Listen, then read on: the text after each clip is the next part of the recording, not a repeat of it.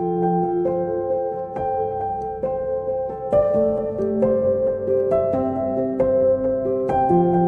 I. General Anatomy. Chapter 1. Some basic facts and concepts. The scope of anatomy. Anatomy is the study of the form, arrangement, and structure of the tissues and organs that compose the body. It is fundamental to the art and practice of veterinary medicine. The word of Greek origin means cutting apart, and the dissection of the dead is the traditional method used in anatomy. Anatomists do employ a host of other techniques to supplement the knowledge of gross anatomy obtained by use of the scalpel. The use of light microscopy and electron microscopy to study the structures invisible to the eye is a subdiscipline of anatomy known as microscopic anatomy. The discipline is also extended by the study of the stages through which the organism evolves from conception through birth, youth, and maturity to old age. This study, known as developmental anatomy, is rather broader in scope than classic embryology, which confines its attention to the unborn. The central focus of the anatomy now is to understand the relationships between structure and function, which can be described as functional anatomy. This book is concerned mainly with gross anatomy because of the general practice of presenting microscopic anatomy and developmental anatomy in separate courses. Nonetheless, the book draws on microscopic and developmental aspects to promote an understanding of gross anatomy, or as a means of enlivening what would otherwise be a rather dry account. The information obtained by dissection can be arranged and organized in two principal and complementary ways. Systematic anatomy is the study of groups of organs that are closely related in their functions to constitute body systems, the digestive system, the cardiovascular system, and so forth. Systematic anatomy lends itself to a comparative approach, readily combines gross, microscopic, developmental, and functional aspects, and provides the basis for the study of the other medical sciences. Moreover, for the beginner, it is easier to understand than regional anatomy. It is the approach employed in chapters 2 through 10. The alternative approach, regional anatomy, is used in the second and larger part of this book. Regional, or topographic, anatomy is directly concerned with the form and relationships of all the organs present in particular parts or regions of the body. It pays less attention to function than systematic anatomy, but has immediate application to clinical work. Because matters of detail that may lack theoretical interest are often relevant to the clinician, it is necessary to give separate consideration to the regional anatomy of the different species. Regional anatomy is one of the foundations of clinical practice, and different aspects pursued with particular aims are sometimes known as surface, applied, surgical, and radiographic anatomy, terms whose connotations overlap but hardly require definition. The language of anatomy. Anatomic language must be precise and unambiguous. In an ideal world, each term would have a single meaning, each structure a single name. Unhappily, there has long been an alarming superfluity of terms and much inconsistency in their use. In the hope of reducing this confusion, an internationally agreed-on vocabulary, Nomina Anatomica Veterinaria, NAVA, was introduced in 1968 and has since obtained wide acceptance. It was revised most recently in 2012, and we have tried to use it consistently throughout this work. Occasionally, we have included a second, older and unofficial alternative when such a term appears to be so deeply rooted in clinical use that it is unlikely to be eliminated by edict. The terms of the NAV are in Latin, but it is permissible to translate them into vernacular equivalents. We have used translations that closely resemble the original Latin and give the Latin name only when the translation could be in doubt or there is no handy English equivalent. Because the names, whether in Latin or in English, are intended to be informative and an aid to comprehension, the reader should look terms up in a medical dictionary when their meaning is not self-evident. The terms that indicate position and direction must be mastered at once. These official terms are more precise than the common alternatives because they retain their relevance regardless of the actual posture of the subject. They are defined in the following list and their use is illustrated in Fig. 1.1. We have not used them pedantically when there is no reasonable prospect of misunderstanding. When we use common terms, above, behind, and so forth, we always have in mind a standard anatomic position, which, for a quadruped, is that in which the animal stands square and alert. It differs from the human anatomic position. Medical anatomists make much use of the terms anterior and posterior and superior and inferior, all of which have very different connotations when applied to quadrupeds. These terms are therefore best avoided, except for a few specific applications to the anatomy of the head. The principal recommended terms of position and direction are arranged in pairs, and it should be emphasized that they refer to relative, not absolute, positions. Most of these adjectives, which are listed here, form corresponding adverbs with the addition of the suffix lie. Dorsal structures or positions lie toward the back dorsum of the trunk, or, by extension, toward the corresponding surface of the head or tail. Ventral structures lie toward the belly, venter, or the corresponding surface of the head or tail. Cranial structures lie toward the head, cranium, literally skull, caudal ones toward the tail, cauda. Within the head, structures toward the muzzle, rostrum, are said to be rostral. Caudal remains appropriate. Medial structures lie toward the median plane, medianus in the middle, that divides the body into symmetrical right and left halves. Lateral structures lie toward the side, latus flank, of the animal. Different conventions apply within the limbs. Structures that lie toward the junction with the body are proximal, proximus, near, whereas those at a greater distance are distal, distantia, distance. Within the proximal part of the limb, which is defined for this purpose as extending to the proximal limit of the carpus, wrist, or tarsus, hock, ankle, structures that lie toward the front are said to be cranial. Those that lie toward the rear caudal. Within the remaining distal part of the limb, structures toward the front are dorsal, dorsum, back of the hand, and those toward the rear are palmar, palma, palm of the hand in the forelimb, or plantar, planta. Sole of the foot, in the hind limb. Additional terms may be applied to the anatomy of the digits. Axial structures lie close to the axis of a central digit, close to the axis of the limb if this passes between two digits. Abaxial, away from, positions are at a distance from the reference axis. The terms external and internal, superficial and deep, profundus, hardly require explanation or definition. Sometimes it is necessary to refer to a section through the body, or a part of it. The median plane divides the body into symmetrical right and left halves. Any plane parallel to this is a sagittal plane, and those close to the median are sometimes termed paramedian planes. A dorsal plane sections the trunk or other part parallel to the dorsal surface. A transverse plane transects the trunk, head, limb, or other appendage perpendicular to its own long axis. An introduction to regional anatomy. Although the first 9 chapters that follow deal with systematic anatomy, those readers who are about to begin a laboratory course will find that they require an elementary knowledge of several systems at once. It is the principal purpose of the remainder of this chapter to supply that background. However, devoting some attention to the live animal also has benefits. Study of the live animal. Regional anatomy is conveniently studied by means of dissection, but this approach has obvious limitations if the goal is knowledge of the anatomy of the living. The embalmed organs are inert and greatly changed in color and consistency from their living state.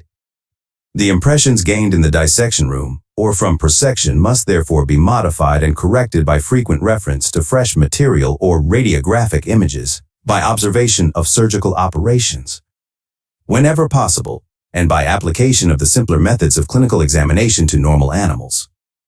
We suggest that the student use many experiential learning opportunities to develop a strong foundation of anatomic knowledge. The simplest method is observation of the contours, the proportions, and the posture of the body. Bony projections provide the clearest landmarks, but superficial muscles and blood vessels are also useful, if less striking. Reference to these landmarks allows the positions of other structures to be deduced from their known relationships. Little experience is required to reveal the importance of breed, age, sex, and individual variation, or to show that although some landmarks are fixed and reliable, others are prone to move. Some, for example the costal arch, move with each respiration, whereas other features change more gradually, for example. becoming more or less prominent, or shifting in position with the deposition or depletion of fat, or with the advance of pregnancy. Structures that are not directly visible may be identified by palpation, that is, by gentle or firmer touch as circumstances require. Bones may be identified by their rigidity, muscles by their contraction, arteries by pulsation, veins by swelling when the blood flow is interrupted by pressure, and lymph nodes and internal organs by their size, configuration, and consistency. Nonetheless, variation is great and is affected by many factors. Palpation through the skin can be supplemented by digital or manual exploration per rectum and per vaginum. Certain organs may be identified by percussion to elicit resonance when the overlying skin is struck a sharp blow in a prescribed clinical fashion. Different materials produce different notes. A gas-filled organ is more resonant, whereas a solid or fluid-filled emits duller notes.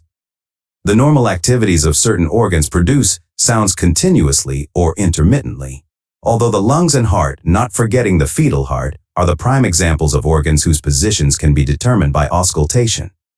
The movement of blood within vessels, or of gas, or of ingesta within the stomach or intestines, can also be a useful source of anatomic information. While applying these techniques, one must remember that the vagaries of sound conduction through materials of different densities may provide a distorted indication of the position and dimensions of the source. The study of the anatomy of the live animal can be enlarged by other methods whose exercise requires considerable training and more elaborate apparatus than the simple stethoscope. These additional procedures have provided a variety of new illustrations scattered through later chapters. Some elementary knowledge of how these illustrations were obtained may assist their appreciation. But detailed consideration of the various technologies involved is clearly beyond the scope of this book. Many parts and cavities that are normally out of sight can be brought into view with the use of various instruments. Perhaps the most familiar of these are the ophthalmoscope, used to study the fundus of the eye, and the otoscope, used to explore the external ear canal. Other instruments for which the generic title endoscope is available may be introduced into natural orifices and advanced to allow inspection of deeper parts, such as the nasal cavity, bronchial tree, or gastric lumen. These examples of endoscopy are non-invasive, but other examinations require preparatory surgery. Among these are arthroscopy, the inspection of the interior of synovial joints, and laparoscopy, the technique in which an endoscope is passed into the peritoneal cavity through a small opening in the abdominal wall. This latter technique may be employed for diagnostic purposes or for the visual control of keyhole surgery with the use of instruments introduced through separate portals. The rigidity of the early endoscopes limited their utility. The modern endoscopes use flexible fiber optic systems and are remotely controlled. The essential components of the fiber optic instrument are two bundles of glass fibers. One bundle is used to convey light distally from an external source to the region to be viewed. The component fibers can be relatively coarse and randomly arranged. The second bundle conveys the image and is composed of finer fibers that maintain fixed positions in relation to one another. The image is composed of many tiny units, each corresponding to an individual fiber, and is presented to the eye or to a camera or video system at the proximal end of the instrument. Radiographic anatomy has for some time been an indispensable component of every course of anatomy. X-rays are produced by bombarding with electrons a tungsten target focus housed within a shielded tube. Only a narrow X-ray beam is permitted to escape, and this beam is directed toward the relevant region of the subject. The passage of the rays through the body is affected by the tissues they encounter. Tissues substantially composed of elements of high atomic weight tend to scatter or absorb the rays, and tissues substantially composed of elements of low atomic weight have proportionately less effect. Because of its calcium content, bone clearly belongs to the first radiopaque category, whereas soft tissues generally belong to the second radiolucent category. Those rays that succeed in passing through the subject are allowed to impinge on a sensitive film or other detector, which responds to the radiation received. When the film is developed, mostly as digital images these days, those areas that were overlain by soft tissues or gas-filled spaces appear dark, even black. And those areas that were overlain by bone or other radiopaque material appear lighter, even white. The distinction between tissues of similar radiodensity may be enhanced by introducing an appropriate contrast agent to coat a surface or fill a space. Specific methods utilizing various materials are available to depict such different features as the gastric lumen, urinary tract, and subarachnoid space. Radiographic views are appropriately identified by reference to the direction taken by the X-ray beam in its passage through the subject. Thus, a radiograph of a supine animal, presenting its belly to the X-ray source, is described as a ventrodorsal film, that obtained with the animal turned over, with its belly now facing the film, is described as a dorsiventral film. The convention provides little scope for confusion, but occasionally produces an awkward term, such as dorsolateral plantaromedial, which specifies a particular oblique view of the hock. Awareness of certain general principles helps one avoid some common misinterpretations. The image of any structure is always magnified to the degree determined by the ratio between the distance from focus to film and distance from focus to object. The divergence of the X-rays produces an apparent shift in position of any object not directly below the focus. Two simple diagrams will make these points clear. A less easily resolved difficulty results from the superimposition of the images of structures that lie over each other. An ingenious, only partly successful, solution to this problem was sought in the coordinated movement, in opposite directions, of tube and film during the period of the exposure. In this technique known as tomography, the axis about which tube and film travel coincides with the plane of the horizontal slice of the subject that is of current interest.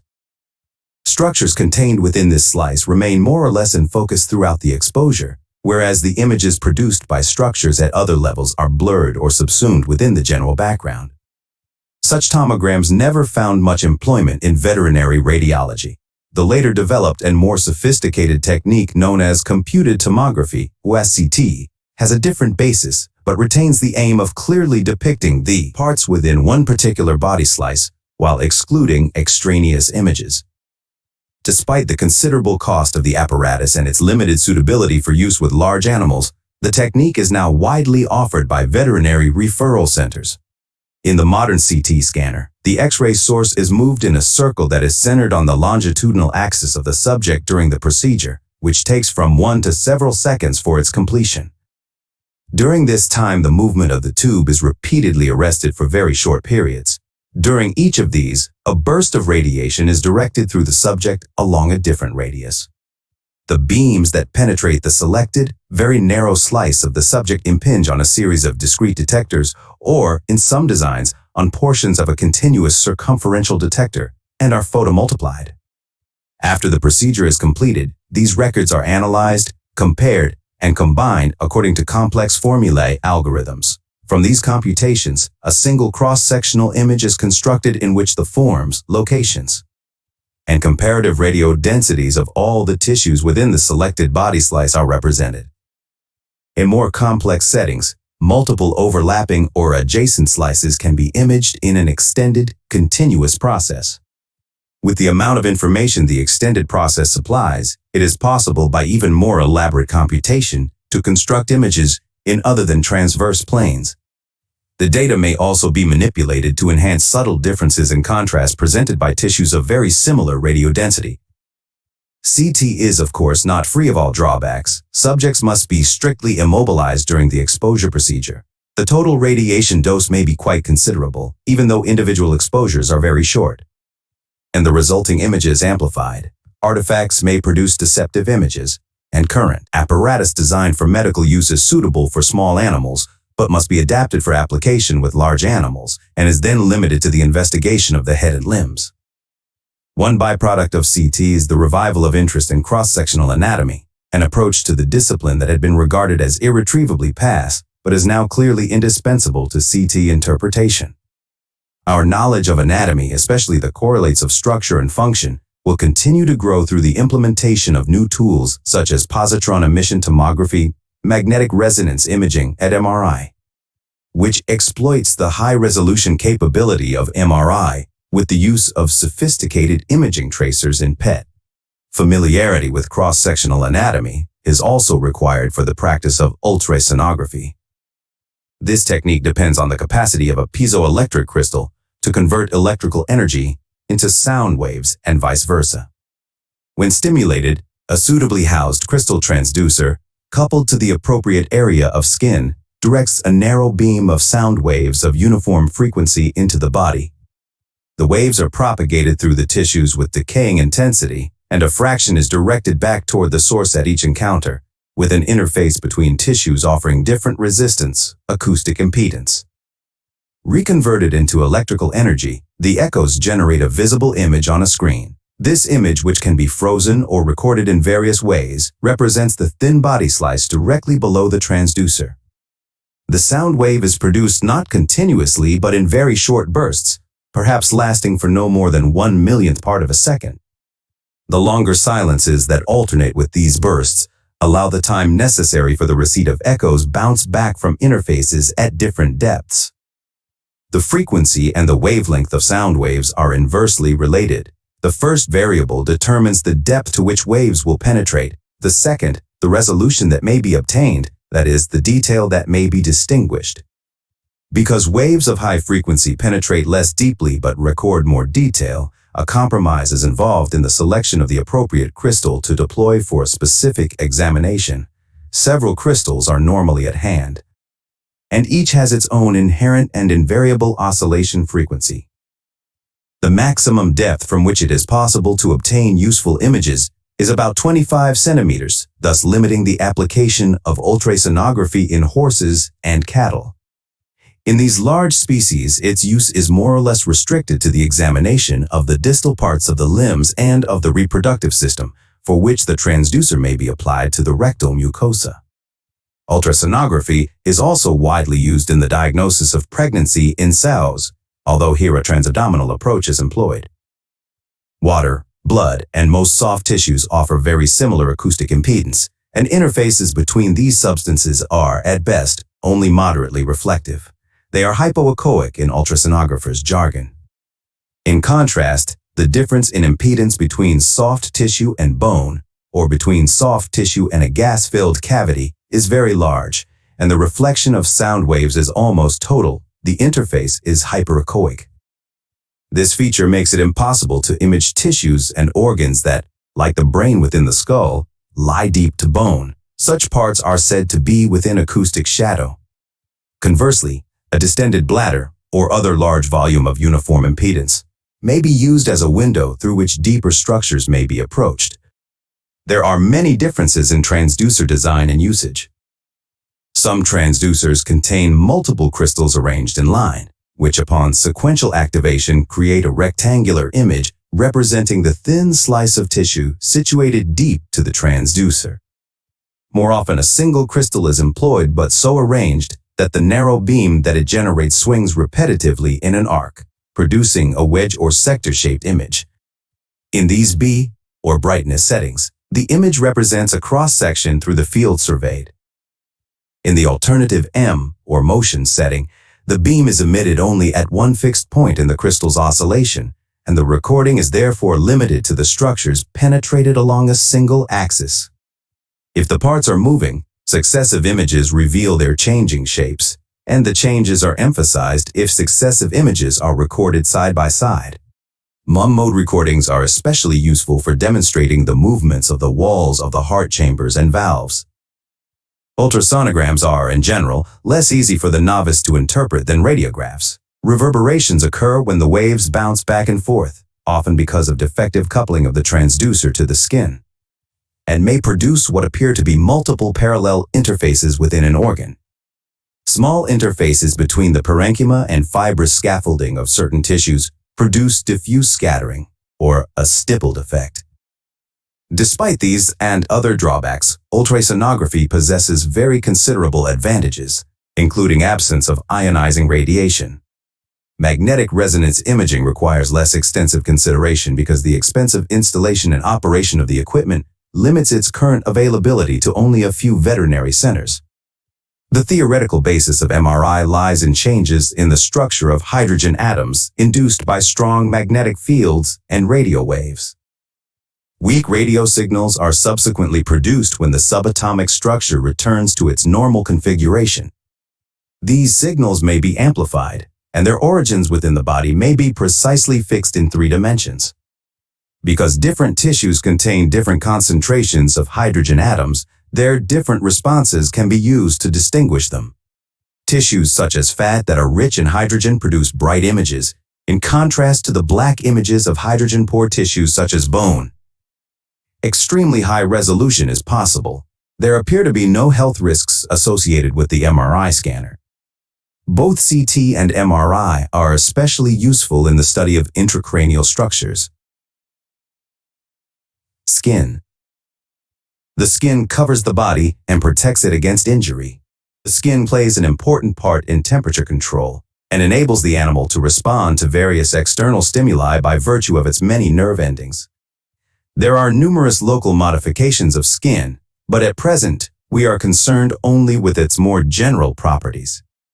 The skin varies greatly in thickness and flexibility, both among species and within the same animal.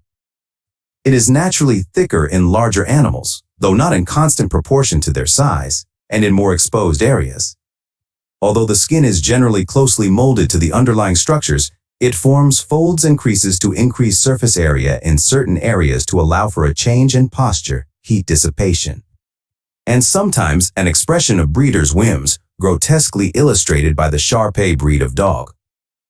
Skin consists of an outer epidermis and an inner dermis, and in most situations, it rests on a looser connective tissue variously known as the subcutis, hypodermis, or superficial fascia. The epidermis is a stratified squamous epithelium, and its thickness responds to rough usage, as exemplified by the footpads of dogs and cats. This layer is modified in many ways, including the occurrence of sweat and sebaceous glands, which are widely spread, and of hair.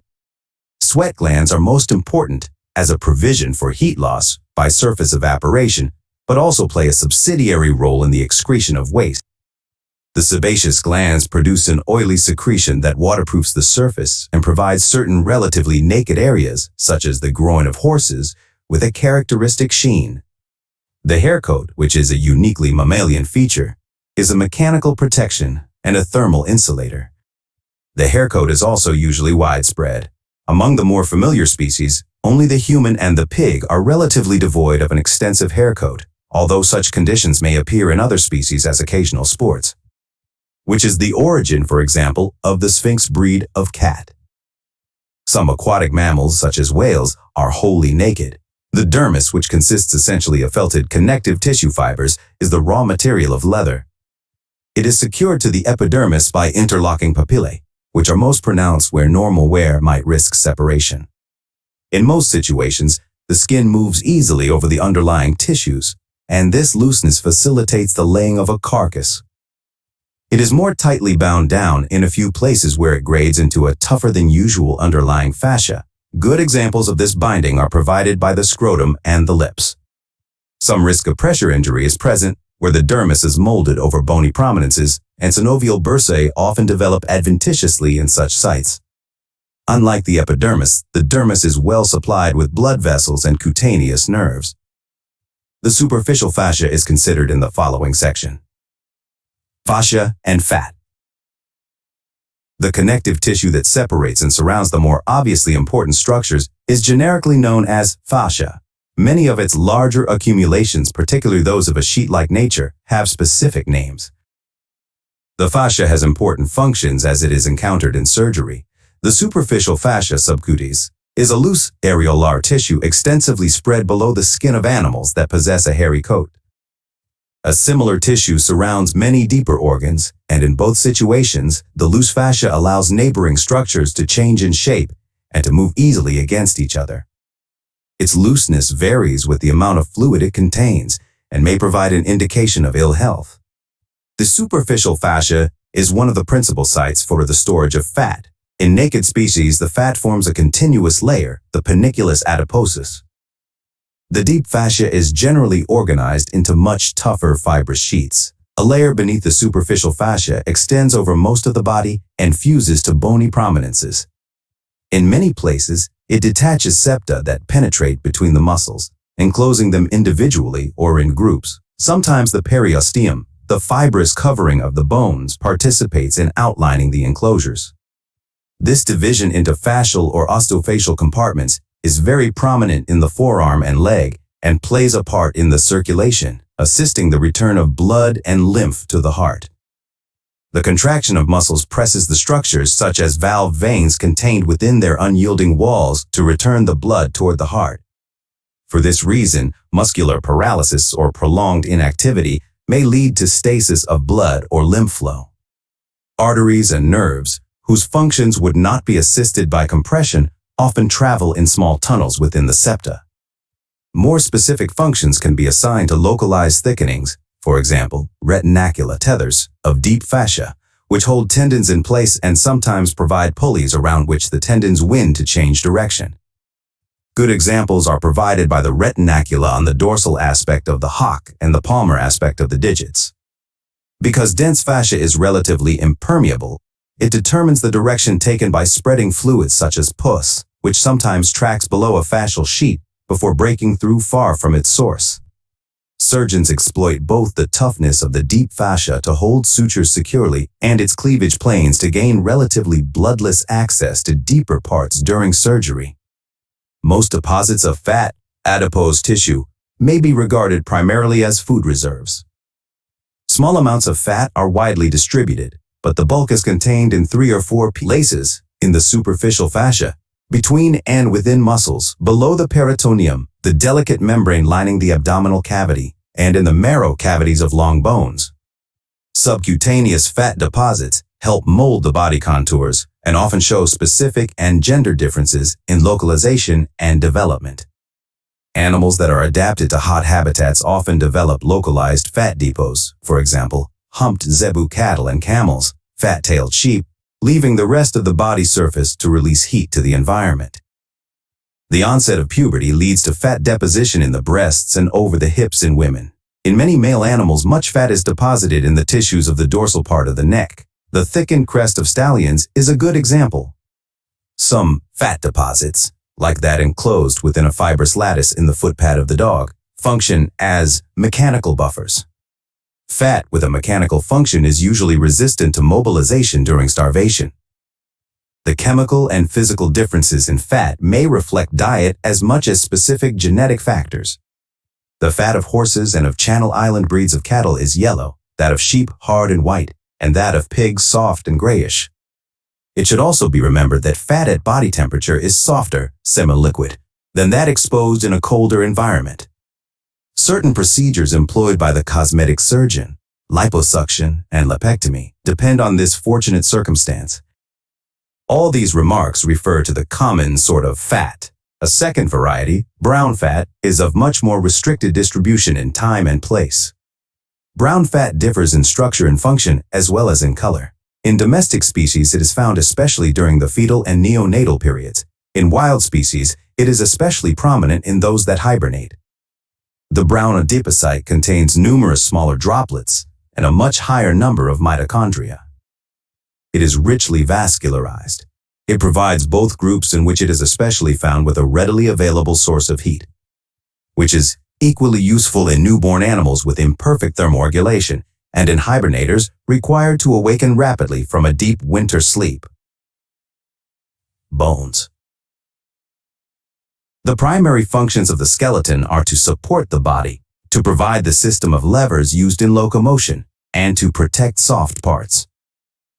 Therefore, biomechanical factors are most important in shaping the bones and in determining their microscopic design. The major skeletal tissue, bone, has a secondary role in mineral homeostasis, being a reservoir for calcium, phosphate, and other ions. The classification of bones. Bones may be classified in various ways. A topographic classification recognizes a cranial skeleton of the head and a postcranial skeleton consisting of 2 divisions, the axial skeleton of the trunk and the appendicular skeleton of the limbs. A second classification based on ontogeny distinguishes the somatic skeleton, formed in the body wall, from the visceral skeleton, derived from the pharyngeal branchial arches. A third system, also based on development, distinguishes parts preformed in cartilage and later largely replaced by bone from those that ossify directly in fibrous connective tissue. This classification reflects phylogeny, in that bones that develop in membrane are homologous with dermal bones of lower vertebrates. Bones are also classified on the basis of shape. Long bones, as in the limbs, are broadly cylindrical and act as levers. They develop from at least 3 centers of ossification, one for the shaft, diaphysis, and one for each extremity, epiphysis. Short bones have no dimension that greatly exceeds the others. Many such bones are grouped together at the carpus and tarsus to generate multiple articulations for facilitating complex movements and diminishing concussion. The majority of short bones develop from a single center of ossification. Replication of centers generally indicates that the bone represents the fusion of elements distinct in ancestral forms. Flat bones are expanded in 2 directions. The category includes the scapula, the bones of the pelvic girdle, and many of those of the skull. Their broad surfaces afford attachment to large muscle masses and protection to underlying soft parts. The remaining bones are too irregular in form to be grouped in clearly defined categories. Neither flat nor irregular bones exhibit uniformity in development. The organization of a long bone. The longitudinal section of a long bone shows many features of its construction. The form of the bone is determined by a sheath or cortex of solid, compact bone that is composed of thin lamellae, arranged mainly in series of concentric tubes about small central canals. Each such system is known as an osteon. The cortex is thick toward the middle of the shaft but thins as it flares toward each end, over which it continues as a crust. The external surface is smooth except where irregularities serve as the attachment sites for muscles or ligaments. These irregularities may be raised or depressed, and in either case permit a concentration of the attachment. These features are generally most pronounced in larger, older males. They are given a variety of descriptive names of conventional significance. Most elevations are known as lines, crests, tubercles, tuberosities, or spines. Most depressions are known as fossae or grooves, sulci. The inner surface of the shaft bounds a central medullary marrow cavity and is rough. The irregularities are low and without apparent significance. The extremities are occupied by cancellous or spongy bone, which forms a 3-dimensional lattice of interlacing spicules, plates, and tubes of varying density. The medullary cavity and the interstitial spaces of the spongy bone are occupied by bone marrow, which occurs in 2 integrating forms. Red bone marrow is a richly vascularized, gelatinous tissue with hematopoietic properties. It produces the red and granular white corpuscles of the blood. Although all marrow is of this type in the young animal, most is later infiltrated with fat and converted into waxy yellow marrow whose hematopoietic potential is dormant. It is the marrow in the larger spaces that first becomes inactive, followed by that of the spongy bone of the distal limb bones, until finally active marrow is confined to the proximal ends of the humerus and femur, the bones of the limb girdles, and those of the axial skeleton. The chronology of these events for domestic animals is uncertain. The articular surfaces of bones are more extensive than the areas in contact in any position of the joint and provide a range of movement. They are smooth and clothed in hyaline articular cartilage. The cartilage is not uniform in structure. It is calcified in its deepest layer, which is firmly attached to the underlying cortex, and becomes fibrous toward the periphery, where it blends with the periosteum and joint capsule. A tough fibrous membrane, the periosteum, ensheathes the remainder of the outer surface, from which it can be readily stripped, except where it is penetrated by tendons and ligaments to anchor in the compacta. Its appearance is rather misleading, because the deeper layer is cellular and, even in adults, retains the bone-forming capacity that is exercised during development. This osteogenic function is reactivated in the healing of a fracture. Bones have a generous blood supply, perhaps amounting to 5% to 10% of the cardiac output. Several sets of vessels exist. The so-called nutrient artery, though generally the largest single source, probably contributes less than the others in the aggregate. The nutrient artery penetrates toward the middle of the shaft in a position that is fairly constant for each bone. It is usually directed toward one end of the bone, and the foramen through which it passes may simulate an oblique fracture when depicted in radiographs. The 2 branches of the artery diverge and further branch within the marrow and pursue very tortuous courses. which may reduce the pressure within the vessels of the delicate marrow. The smaller branches supply the sinusoids of the marrow tissue, and also the arterioles and capillaries that permeate a system of tiny central channels, Haversian canals, within the osteons of compact bone. A further supply to the cortex arises from the medullary sinusoids, branches of the nutrient artery that reach the metaphyseal region, the part of the shaft adjacent to the epiphysis, anastomosed there with branches of metaphyseal and epiphyseal vessels that enter the bone toward its extremity. The central region of this part of the shaft probably relies mainly on the nutrient artery, whereas the peripheral part relies on metaphyseal arteries. The collateral circulation is generally sufficient to allow a fractured bone to survive deprivation of part of its usual supply. One technique employed in fracture repair, intramedullary pinning, is possibly even more damaging to the vessels than the initial injury, and its success serves to emphasize the value of the anastomosis. There is some debate about additional blood supply to the cortex from small but numerous periosteal arteries. The main drainage of the marrow is affected by large, thin-walled veins that accompany the major arteries and emerge through the nutrient, epiphyseal, and metaphyseal foramina. The capillaries within cortical tissue drain into venules within the periosteum. The normal cortical circulation is therefore centrifugal, from within outward. No lymphatic vessels are present within bone, although infections of bone may spread to the lymphatics that drain neighboring tissues. One important difference is exhibited by the circulation in young growing bones.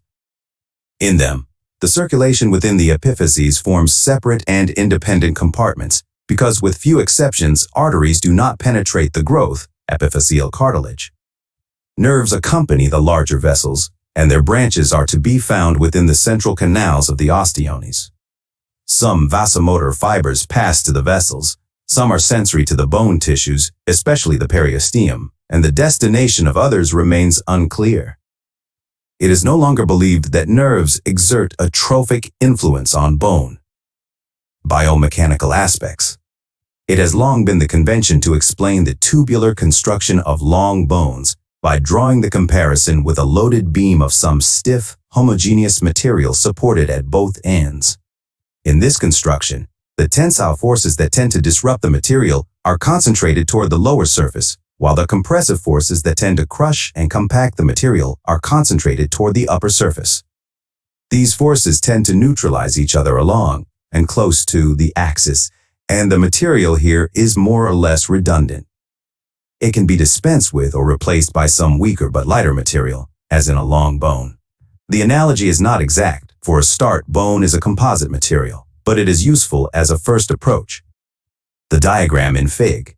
1.16 shows that the lines of principal compressive and tensile stress intersect in orthogonal fashion toward the extremities of the model. The spongy architecture of a bone closely mimics the theoretical pattern.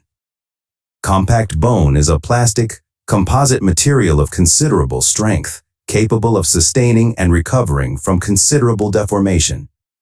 When it is bent, the lamellae and osteons of which compact bone is constructed first shear past each other, if the bone is bent too far. A crack appears at right angles to the line of shear and then quickly spreads to create a brittle fracture. Most fractures are caused by excessive bending, which stresses both aspects of the bone approximately equally. The fact that the side under tensile stress generally fails first indicates that compact bone is better able to resist compression. However, spongy bone is commonly crushed and impacted by compression. Some specialized varieties of bones. Bones are often found within tendons, rarely within ligaments, where they change direction over prominences that would expose them to excessive pressure and friction. These bones, known as sesamoid bones, form regular synovial joints with the major bones with which they are in contact.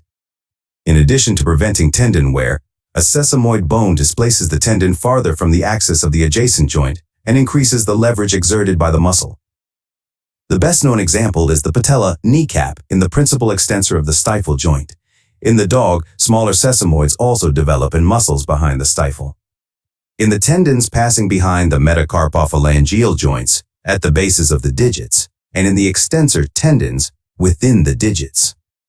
These and other lesser sesamoids may be wrongly identified as chip fractures in radiographs. In large animals, one or more additional sesamoids form dorsal to the deep flexor tendon shortly before its insertion on the distal phalanx or phalanges. In the dog, the reaction is limited to the development of a nubbin of cartilage in each branch of the tendon. The major sesamoids develop in the embryo before movement is possible, and their origin must therefore be genetically determined. They reform after extirpation only if movement is allowed to indicate their development in reaction to an appropriate stimulus in the lifetime of the animal. Splanchnic bones develop in soft organs, remote from the rest of the skeleton. The most familiar, indeed the only significant, examples in veterinary anatomy are the os penis and the female equivalent os clitorides of the dog and cat, and the ossa cordis found in the heart, especially in the hearts of ruminants. Certain bones contain air spaces. In mammals, these pneumatic bones are confined to the skull and contain the paranasal sinuses, which communicate with the nasal cavities. The sinuses develop principally after birth, when outgrowths of the nasal mucosa invade certain skull bones and replace the diplo, the spongy bone between the outer and inner layers, tables, of compacta. The separation of the tables can be very considerable and can lead to a remarkable postnatal remodeling of the skull, best exhibited by cattle and pigs. The postcranial skeleton of birds develops an extensive system of air-filled cavities in communication with the respiratory organs. Joints.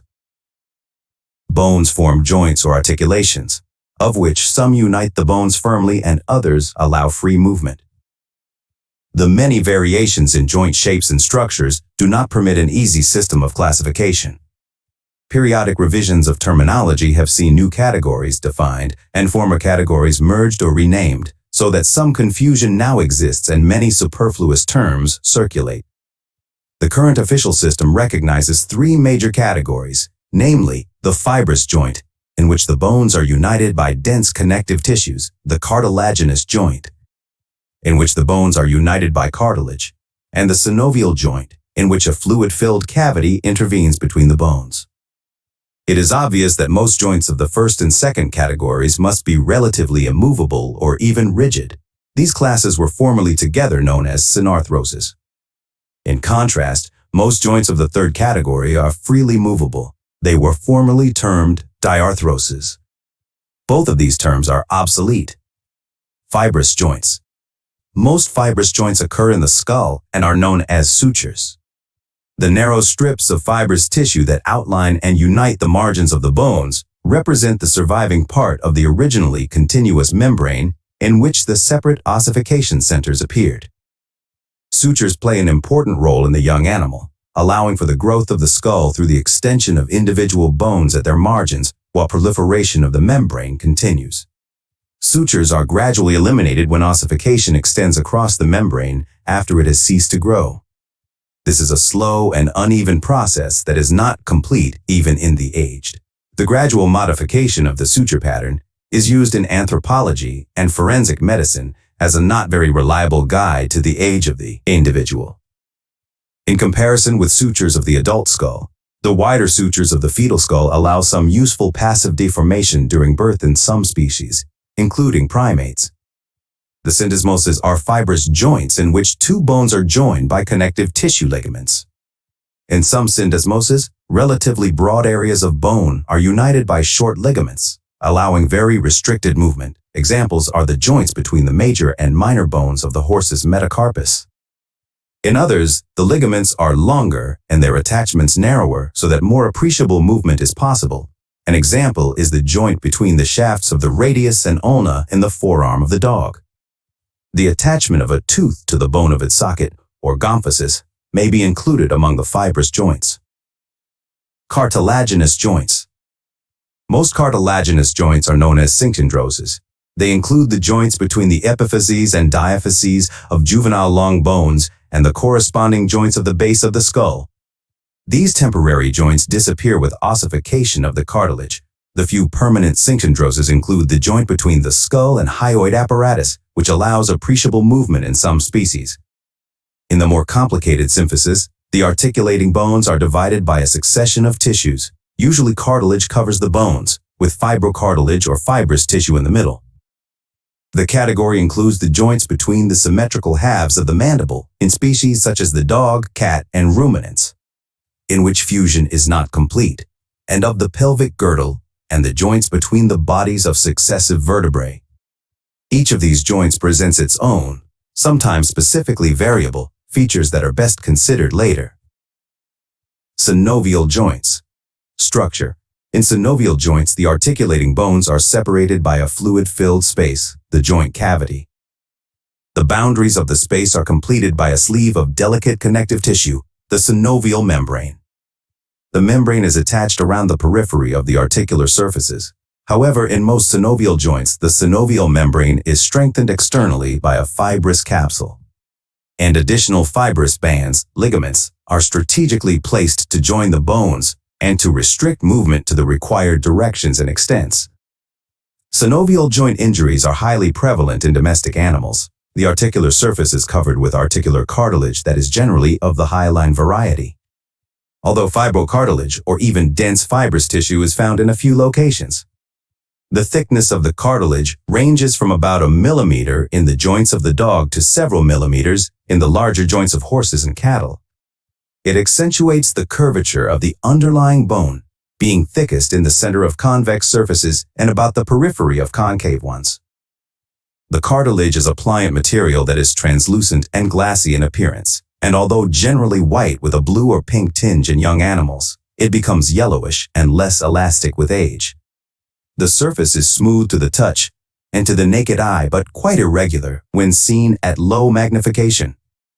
The cartilage has a complex structure in which fine fibers within its matrix pass from the underlying bone to the surface, where they bend to lie close together.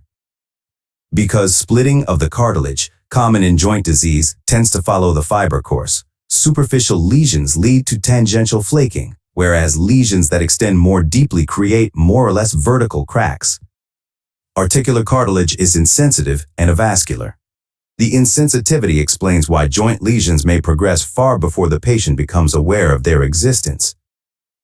The oxygen and nutritive requirements are met by diffusion from 3 sources: fluid within the joint cavity, vessels in the tissues at the periphery of the cartilage, and vessels in the subjacent marrow spaces. Diffusion is assisted by the porosity of the cartilage matrix, which soaks up and releases fluid as the cartilage is alternately unloaded and compressed during movements of the joint.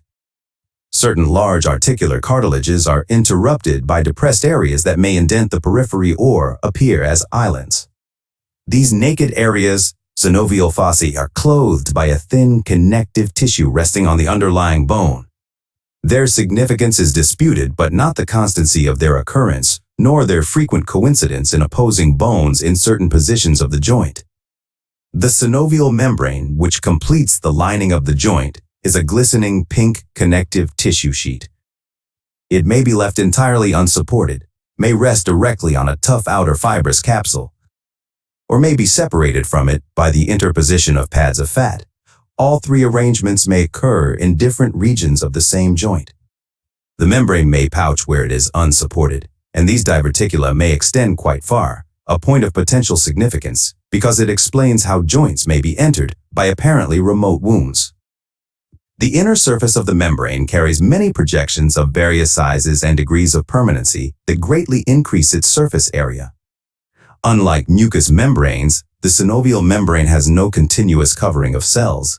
The more cellular parts, limited to relatively protected situations, are responsible for the production of the lubricant component, aminoglycans, of the synovial fluid. The other components are derived from the blood plasma. The membrane is both vascular and sensitive. Synovia, the fluid within the cavity, obtains its name from its resemblance to egg white. It is a viscous fluid whose color ranges from pale straw to medium brown.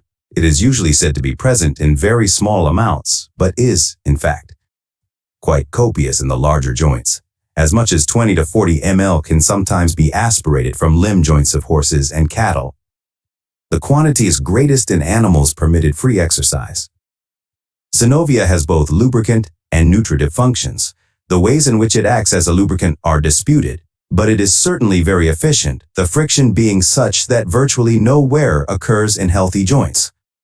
The fluid helps nourish the articular cartilage, any intrarticular structures, and, possibly, the surface layer of the synovial membrane itself. An outer fibrous layer usually completes the capsule.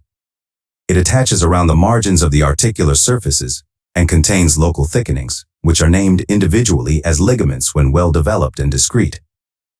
Some, of which the cruciate ligaments of the stifle are good examples, appear to run within the joint cavity from bone to bone. Such ligaments are sometimes designated intracapsular to distinguish them from the majority in peripheral and clearly extracapsular positions. However, they are actually excluded from the cavity by a covering of synovial membrane. The fibrous layer and ligaments are supplied with proprioceptive nerve endings that register the position and the rate of change in position of the joint. Other receptors register pain. A few joints possess discs or menisci that are truly intracapsular. A disc, such as occurs in the temporomandibular joint formed between the mandible and the skull, fuses with the synovial membrane around its periphery, and so divides the cavity into upper and lower compartments. Paired menisci, which are semilunar as the name suggests, are found within the stifle joint. They are attached only around their convex borders and therefore divide the cavity incompletely. Both of these structures are composed of hyaline cartilage, fibrocartilage, and fibrous tissue in proportions that vary with the part, the species, and the age. Menisci and discs provide congruence of incompatible articulating surfaces, but this feature can hardly explain their presence because congruence is achieved at other joints more simply. The most probable alternative explanation is that they are a means of resolving complicated movements into simpler components that are assigned to different levels of the articulation. Thus, in the temporomandibular joint, the hinge movement involved in opening the mouth occurs at the lower level, between the disc and the mandible, and the translatory movements that protrude, retract, or slide the lower jaw sideways occur at the upper level, between the disc and the skull. An articular labrum is a fibrocartilaginous lip or rim placed around the circumference of certain concave articular surfaces, including the acetabulum, the deep socket at the hip. A labrum serves to extend and deepen the articular surface, increasing the load-bearing area and helping to spread the synovial fluid. Because a labrum is deformable, it allows the surface to adapt to disparities in the curvature of the bone with which it comes in contact. Synovial pads or cushions are formed where fat masses are included between the synovial and fibrous layers of the joint capsule. They are sometimes interpreted as swabs that spread the synovia over the surface, but their main purpose is to allow the synovial membrane to accommodate its shape to the part of the bone with which it is momentarily in contact. Movements. Although many joint movements appear to be complicated, they can always be resolved into simple components. Moreover, many activities are the result of coordinated movement at several neighboring joints.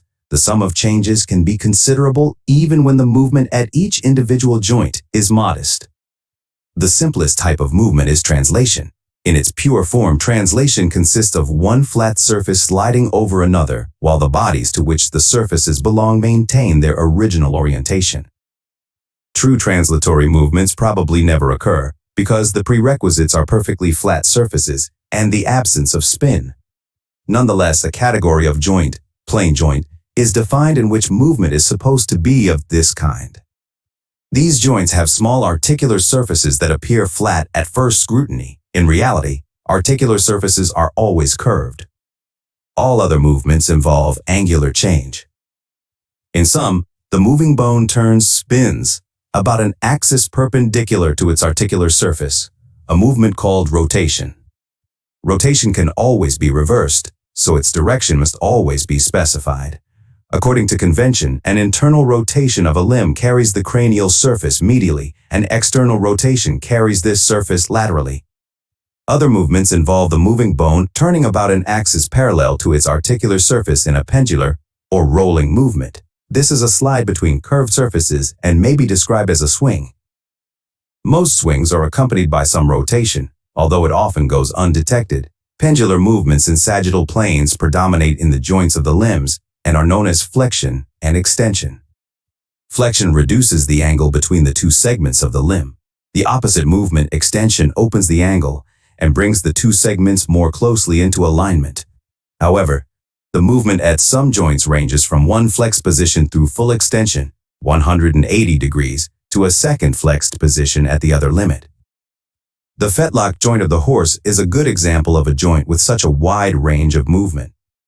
In such cases, the two terminal positions may be distinguished as overextension or dorsal flexion, the posture of the animal standing at rest, and palmar flexion, the posture when the foot is passively raised.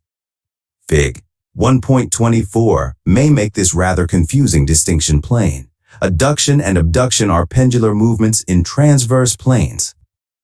Adduction carries the moving part toward the median plane, and abduction carries it away from this plane. When applied to the digits, adduction and abduction describe movement with reference to the axis of the limb and indicate the convergence and the spread of the digits, respectively.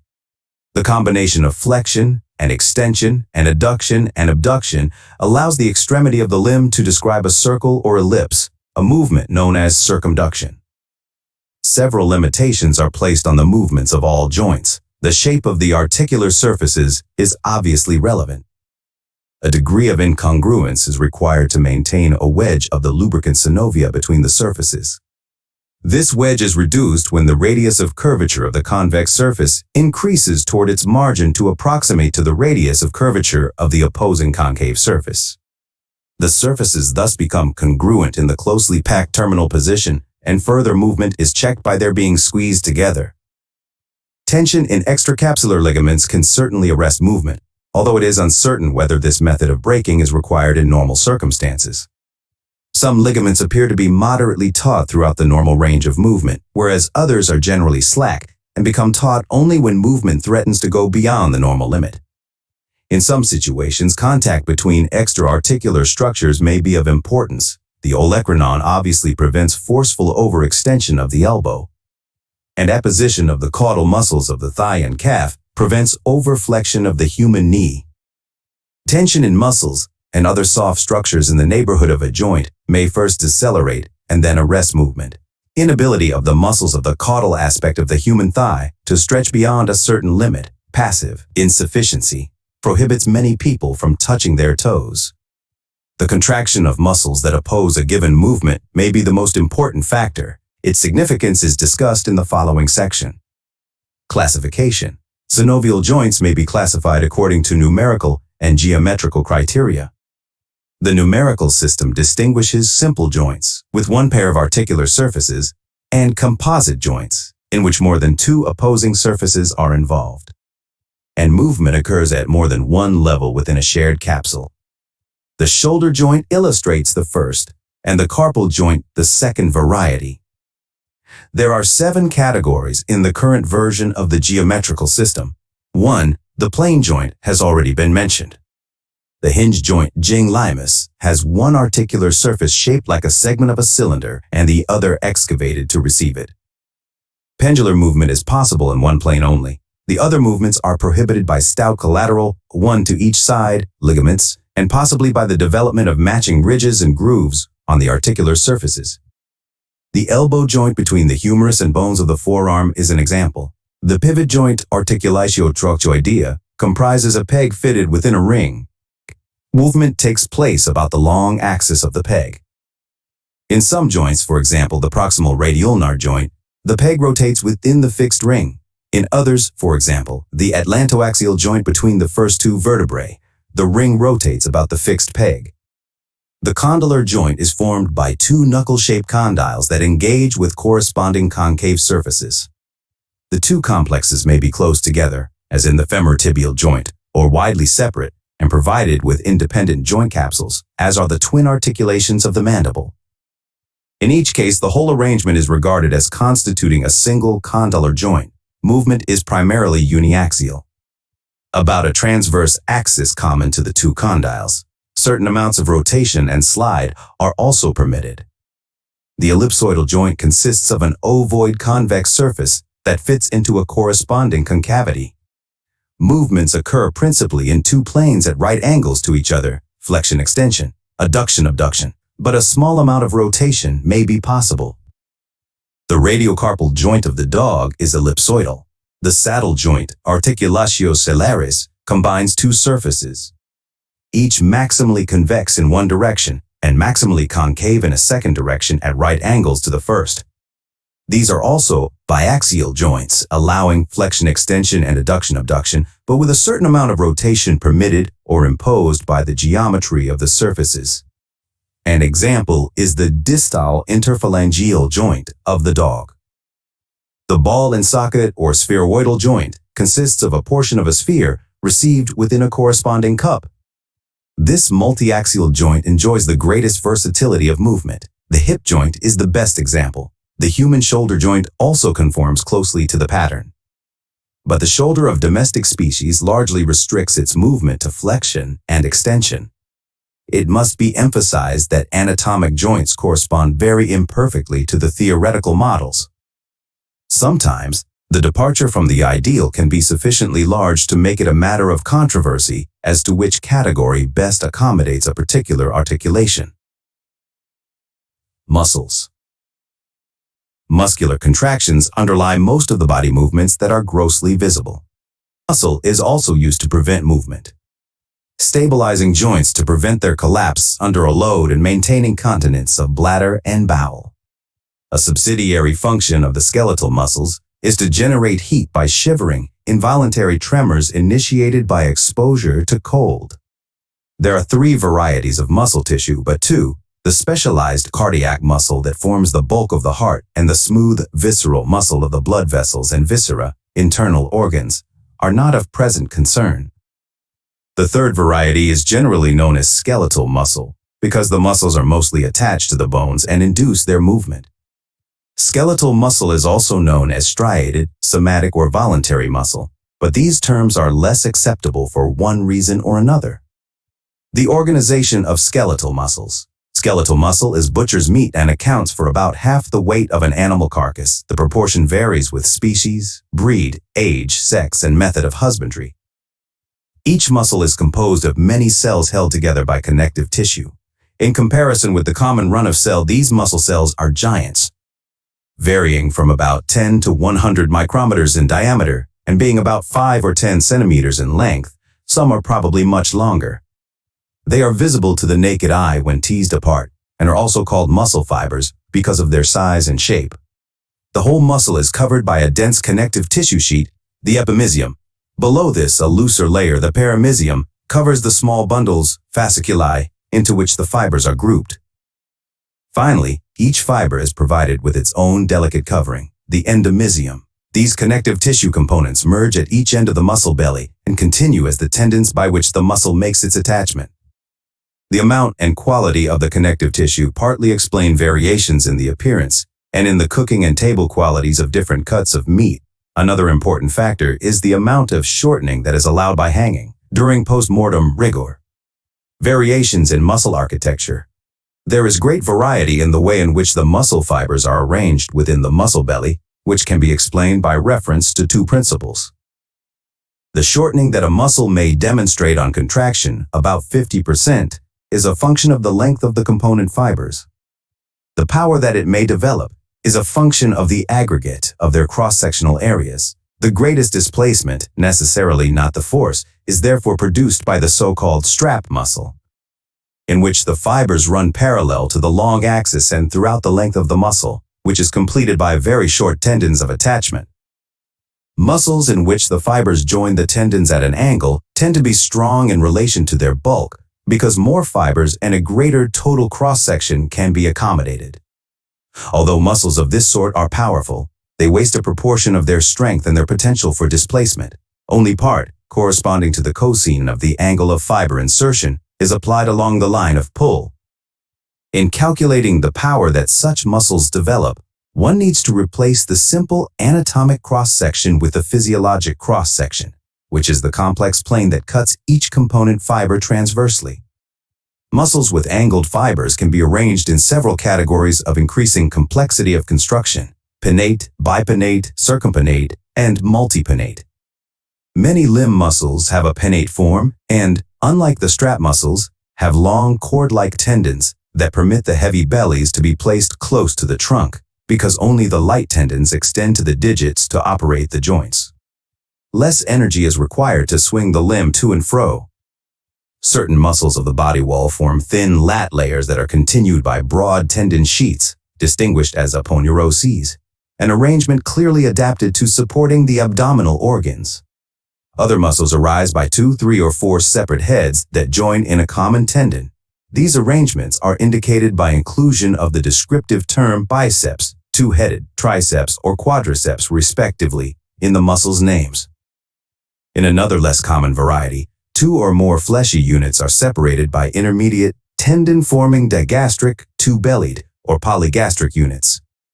Still other muscles are arranged in rings that surround natural orifices, such as the mouth or anus, and act as sphincters to constrict or close the opening. In all these examples, the construction of the muscle is clearly adapted to its functions. Paired muscles lying against or originating from the midline are separated by a connective tissue strip known as a raphe. The color of muscles is a reflection of the amount of myoglobin in their fibers. The difference, well exemplified by the pale breast and dark leg muscles of the chicken, is generally regarded as reflecting a pale muscle's adaptation for rapid contraction over a short period and a darker muscle's adaptation for slower but sustained activity. Most muscles are actually composed of 2 fiber types in varying proportions. Fast twitch fibers that rely on glycolytic metabolism predominate in dark red D muscles, and slow twitch fibers that obtain their energy from aerobic metabolism in pale white muscles. There are many other structural and physiologic differences between fibers, and the suggestion that there are only these 2 sharply distinguished varieties, although convenient, is a misleading simplification. Tendons. Muscles always attach by means of connective tissue tendons. Sometimes the tendons may be so short as to create the illusion that a muscle directly attaches to the bone. Tendons consist almost entirely of collagen bundles in regular arrangement, and they possess great tensile strength. Indeed, excessive tension is more likely to rupture the muscle belly or to detach a fragment of bone at the insertion than to disrupt the tendon itself. The elastic nature of tendons allows them to absorb and store energy to generate recoil that aids in locomotion. Also, a good fraction of the metabolic work performed by many muscles is devoted to stretching tendons so that the stored energy can later be released. Although they are tough, tendons may be damaged by excessive pressure or friction, particularly when they change direction over bony prominences or are shifted over hard tissues. One form of the protection that they develop in such places, local chondrification or ossification sesamoid bones, has been mentioned. An alternative is provided by the development of fluid-filled cushions at the danger sites. If only one aspect of the tendon is at risk, a bag, bursa synovialis, may be interposed on that side. If a greater part of the circumference is vulnerable, the cushion wraps around the tendon, enclosing it within a tendon sheath, vagina synovialis. The walls of these bursae and sheaths and the fluid they contain resemble the similar components of synovial joints. When the tendon moves, it is the lubricated synovial layers that rub together. Inflammation of synovial bursae and sheaths is common, and it is necessary to know their positions and extents. However, this is not difficult because they occur precisely where they can be seen to be required. Blood and nerve supplies of muscles. Muscles receive a relatively generous blood supply from neighboring arteries. Sometimes, a single artery enters the muscle belly, and then the well-being of the muscle clearly depends on the integrity of that artery. Often, 2 or more arteries enter separately and connect with each other within the muscle. Unfortunately, these connections, anastomoses, are not always sufficient to allow the muscle to survive unscathed an interruption to one of its sources of supply. The intramuscular arteries ramify within the perimysium to open into capillaries that follow the endomysial sheaths of individual fibers. The veins are satellite to the arteries. Normal activity, during which only a fraction of the muscle fibers contract, probably promotes the circulation within the muscle by massaging the capillaries and smaller veins. Mass contractions squeeze these vessels from all sides, stopping the circulation, and are likely to be harmful if sustained. Tendons have low metabolic needs, are poorly vascularized, and do not hemorrhage when cut. These features, initially apparent advantages, have their adverse side. Damaged tendons are inevitably slow to heal. Lymphatic vessels are found within the larger connective tissue tracts of the muscle belly. Most muscles are supplied by a single nerve, but those of the trunk that are formed from several somites retain multiple innervation. The nerve that enters a muscle, generally in company with the principal vessels, ramifies within the connective tissue septa. It consists of fibers of several types. Large alpha motor fibers supply the muscle fibers of the main mass. Smaller gamma motor fibers supply modified muscle cells within the muscle spindles buried in the muscle, non-myelinated. Vasomotor fibers supply blood vessels, and sensory fibers supply the spindles, tendon organs, and other receptors. The ratio of motor to sensory fibers varies considerably and is one among many complications in the determination of motor unit size. The motor neurons that supply a particular muscle are roughly grouped within the ventral horns of gray matter in the spinal cord, or within motor nuclei of the brainstem. The axon from each neuron branches repeatedly in its passage, both within the nerve trunk and within the intermuscular septa, and ultimately ends in the motor end plates of several or many muscle fibers.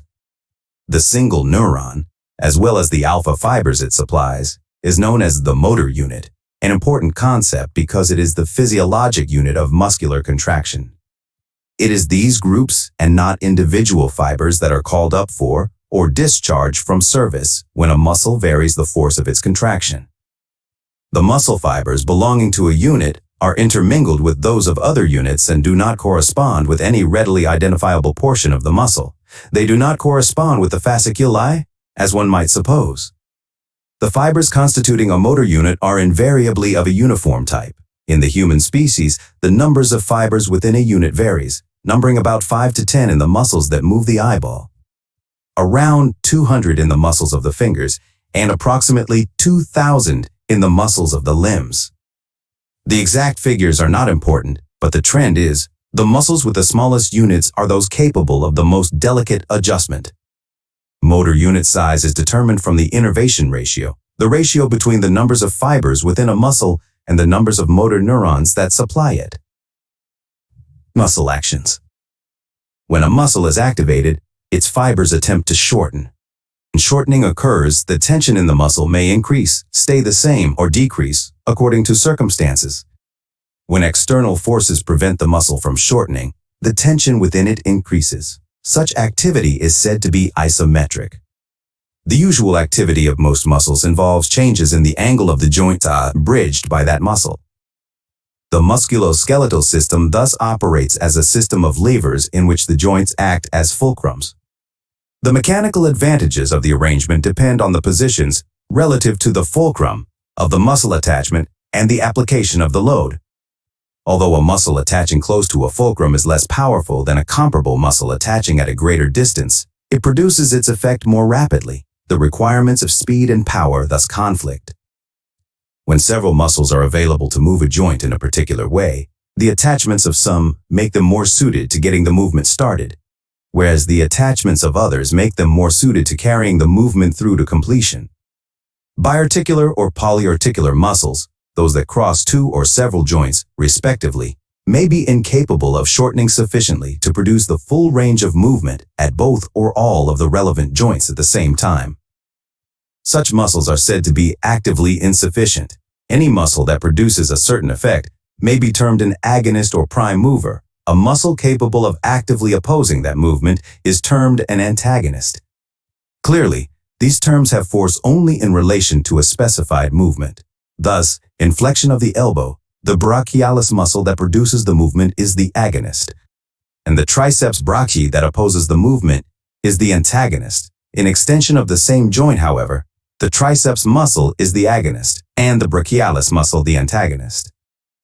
Other muscles may neither facilitate nor directly oppose a movement, but may modify the action of the agonist, perhaps by eliminating an unwanted side effect. Such muscles are known as synergists. When muscles are employed to stabilize joints rather than to promote their movement, they are known as fixators.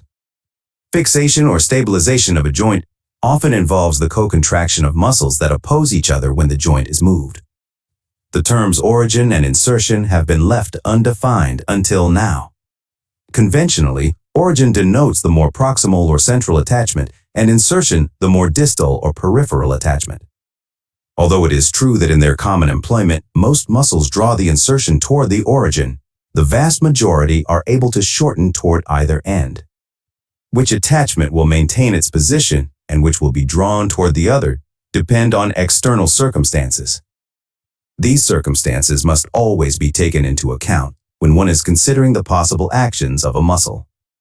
The attachments of mussels in relation to the axis of the joint permit deductions about their functions. If these deductions are sound, they indicate what a mussel can do but not how it is habitually used in life. Direct stimulation of a muscle or of its nerve shows what that muscle can do when it acts alone. It does not, however, show how the muscle is used naturally, because often several alternative muscles are available to perform a given movement, but not all are normally used. The most elegant technique for studying muscle actions is electromyography, the registration of the electrical activity that accompanies muscular contraction. In this method, electrodes are placed over or inserted into the muscles to time the activity and crudely quantify its intensity.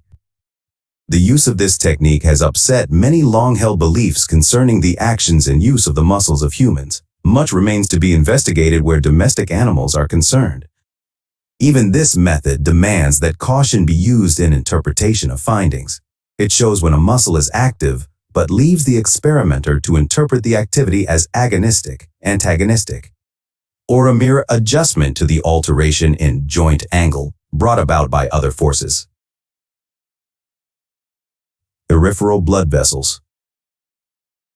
The peripheral blood vessels comprise arteries that lead blood from the heart, veins that return blood to the heart, and capillaries that are the minute connections between the smallest arteries and the smallest veins within the tissues. These vessels are arranged to form two circuits. 1. The systemic circulation arises from the left ventricle, conveys oxygenated arterial blood to all organs and parts of the body other than the exchange tissue of the lungs, and then transports the now deoxygenated venous blood back to the right atrium. The second, the pulmonary circulation, conveys deoxygenated blood from the right ventricle to the exchange tissue of the lungs, where it is reoxygenated before being returned to the left atrium by a special set of veins. The systemic and pulmonary circulations, together with the chambers of the heart, form a single complex course through which the blood circulates endlessly. Arteries. In the dissection room, the arteries may be distinguished from other vessels by their white, thick, and relatively rigid walls and their empty lumina, unless filled with an injection mass for the convenience of the dissector. The larger arteries follow a rather constant pattern, but their smaller branches show much variation, so much that some patterns described in the textbooks, though the most common, may actually occur in only a minority of subjects. When arteries branch, the combined cross-sectional area of the daughter vessels always exceeds the cross-sectional area of the parent trunk. A general correspondence exists between the absolute and relative sizes of parent and daughter vessels and the angles at which the latter diverge from the main trunk. Although there are exceptions, larger branches diverge at more acute angles to minimize resistance. Hemodynamic factors are less important where small branches are concerned, and these often follow the shortest routes to their destinations. Another factor influencing arterial course is a preference for protected situations. It is well illustrated in the limbs, where the major vessels tend to run medially and also tend to reorient themselves to cross the flexor aspects of successive joints. In comparable fashion, arteries that supply organs that change much in size or position are protected against stretching by their meandering courses. Although arteries ultimately discharge into capillary beds, most also have more proximal and more substantial connections with their neighbors. These interarterial connections, anastomoses, provide alternative, collateral pathways or bypasses by which circulation can be maintained when the more direct route is blocked. Collateral circulation operates as soon as a main trunk is obstructed and becomes more efficient with the passage of time. The possibility of collateral circulation in different regions and organs has obvious importance to the clinician and the pathologist, and more attention is given to this topic later. Meanwhile, this possibility suggests that it may be unnecessary to know the details of all the smaller vessels. Veins. In the dissection room, veins are distinguished by their thinner walls, their frequently collapsed appearance, and their capacity, which is invariably greater than that of the associated arteries. They appear blue when filled with clotted blood. Most veins are also distinguished by the presence of valves, which are repeated at intervals along their length. The valves ensure a unidirectional flow and prevent reflux of blood when the circulation stagnates. Each valve consists of 2 or 3 semilunar cusps facing each other. Valves are most numerous in veins that are exposed to intermittent changes in external pressure and are wholly lacking in those isolated from such influences. They are thus common in veins running between muscles and absent from those in the vertebral canal and cranial cavity. Partly on this account, the veins in the last site are known by the special term venous sinuses. The very largest arteries and veins run separately, but most veins of medium and lesser size accompany the corresponding arteries to which they are said to be satellite. However, they show even more variation than the arteries and are quite commonly duplicated, further replicated, or arranged in plexus formation. Lymphatic structures. The lymphatic system has 2 components. The first is a system of lymphatic capillaries and larger vessels that return interstitial fluid to the bloodstream. The second comprises a variety of widely scattered aggregations of lymphoid tissue, including the many lymph nodes. Less discrete lymphoid aggregations, such as tonsils, are not considered until later. Lymphatic vessels. A plexus of lymphatic capillaries that is spread through most tissues collects a fraction of the interstitial fluid. This fraction is disproportionately important because it includes the proteins and other large molecules that are unable to enter the less permeable blood vessels. The greater permeability of the lymphatic capillaries also allows them to take in particulate matter, including microorganisms, on occasion. The lymphatic capillaries commence blindly and form plexuses from which larger lymphatic vessels take origin. These larger vessels closely resemble veins in structure, but are more delicate. Because the fluid, lymph, they contain is generally pale, they are rarely conspicuous. However, they are easily identified once seen. As closely spaced valves give them a distinctive beaded appearance when they are well filled. The largest vessels take independent courses, but many of smaller size accompany blood vessels and nerves. The lymphatic vascular tree eventually converges on 2 or 3 large trunks that open in a rather erratic fashion into major veins at the junction of the neck and thorax. Lymph nodes. Lymph nodes, often incorrectly termed lymph glands, are placed along the lymph pathways in a pattern that shows considerable specific and some individual variation. Groups of neighboring nodes constitute lymphocenters, whose occurrence and drainage territories exhibit greater constancy than is shown by individual nodes. There are important interspecific differences in the lymphocenters. In domestic carnivores and ruminants, particularly in cattle, each center contains rather few but individually large nodes, and in pigs, and more especially horses, each contains a great many small nodes packed together. Lymph nodes are firm, smooth-surfaced, and generally ovoid or bean-shaped. Some that are superficial can be identified on palpation through the skin.